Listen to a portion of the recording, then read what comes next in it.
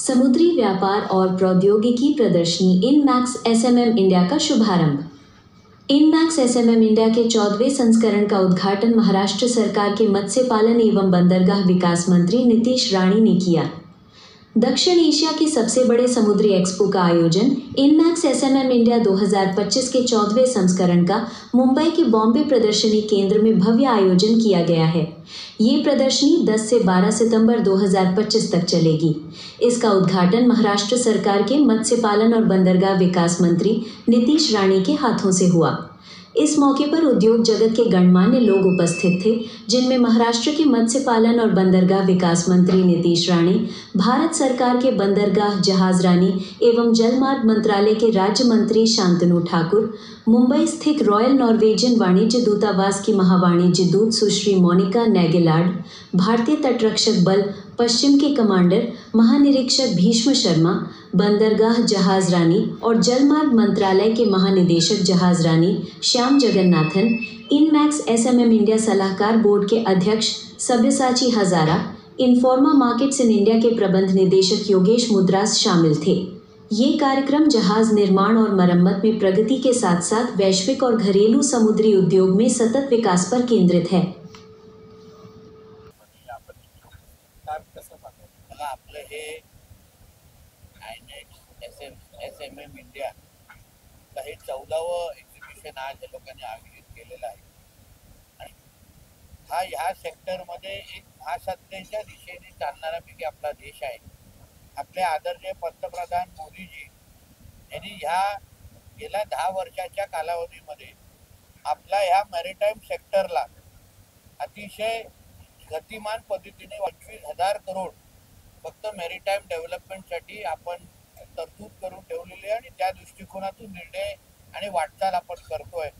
आपल्या महाराष्ट्राकडे अगर आपण पाहिलं तर आपल्या महाराष्ट्रामध्ये येणारा तो क्रमांकातला बंदर असेल आणि जगामध्ये आपल्याला भारत देशाला पहिल्या 10 क्रमांकावरून घेऊन जाण्याची क्षमता असताना तो वाढवून बंदर आहे आणि म्हणून ह्या मॅरिटाईम सेक्टरमध्ये या पद्धतीने महत्त्वाचे निर्णय घेतले जात आहेत, धोरणात्मक निर्णय घेतले जात आहेत।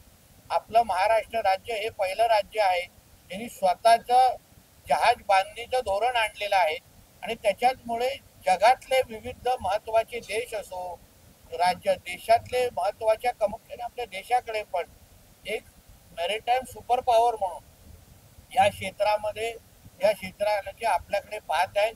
आज मी इथे या सगळ्याच कंपन्या असो किंवा माझे या क्षेत्रामध्ये काम करणारे जे त्यांना प्रोत्साहन देण्यासाठी आणि महाराष्ट्र तुम्हाला सगळ्या बाबतीमध्ये या सेक्टरमध्ये ज्यांना इथे वाढायचं आहे, ज्यांना मोठं व्हायचं आहे, त्या सगळ्या जणांना महाराष्ट्र राज्य ते महाराष्ट्र सरकार म्हणून आम्ही सगळ्या पद्धतीची मदत देण्यासाठी तयार आहोत।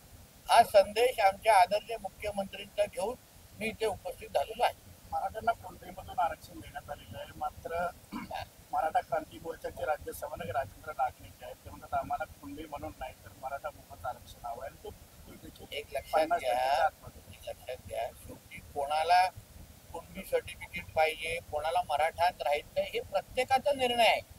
कोणीही जोर जबरदस्ती इथे करत नाहीये। मागण्या होत असतील तो एक भाग आहे, पण प्रत्येकाचे इच्छेवर आहे। आता कोकणातले आमचे बहुसंख्य मराठा समाजातले लोक आहेत ते मराठ्यामध्येच राहायचं आहे। पहिल्यापासून काही कुणबी समाजाचे लोक आहेत ते कुणबीमध्येच खुश आहेत। म्हणून मला असं वाटतं हा प्रत्येकाच्या इच्छेवर आहे, कोण कोणाला जबरदस्ती करत नाहीये। कोणालाही अगर कुणबी प्रमाणपत्र पाहिजे असेल तर त्यांनी त्या पद्धतीचे पावलं उचलायचे, निर्णय घ्यायचे। त्यांना मराठ्यामध्ये राहायचे ते मराठ्यामध्ये राहतील। सरकार वारंवार सांगते की कुणबी आरक्षण दिल्यामुळे ओबीसींना फटका बसणार नाही, मात्र छगन भुजबळ यांनी शासनाने जो GR काढला तो रद्द करण्याची मागणी आता मुख्यमंत्र्यांकडे। बघा असं आहे, भुजबळ साहेब आमच्या राज्याचे ज्येष्ठ नेते आहेत। कालही त्यांनी त्या पद्धतीची भूमिका ते वारंवार ओबीसी समाजासाठी मांडतायत आणि म्हणून त्यांच्याशी संवाद साधणं, त्यांना विश्वासात घेणं हे आमचे आदरणीय मुख्यमंत्री देवेंद्र फडणवीस साहेब नक्की करतील। आमचा सगळ्यांचा ठाम विश्वास आहे, म्हणून कोणीही त्याची चिंता करू नये। भुजबळ साहेबांना विश्वासात घेऊनच आम्ही ही पुढची वाटचाल करू। नेपाळमध्ये जो हिंसाचार झाला त्या ठिकाणी आंदोलकांनी त्या ठिकाणचे जे अर्थमंत्री त्यांना देखील रस्त्यावर करून मारलं होतं। याच संदर्भात आता संजय राऊतांनी देखील एक ट्विट केलं, भारताला गरज आहे असं भारतात देखील होतं. आमचा भारत देश आदरणीय मोदीजींच्या नेतृत्वाखाली अतिशय सक्षम आहे. मोदीजींना तीनदा मोदीजींच्या नेतृत्वावर विश्वास ठेवून देशाने निवडून दिलेला आहे, देशाच्या जनतेने निवडून दिलेलं आहे.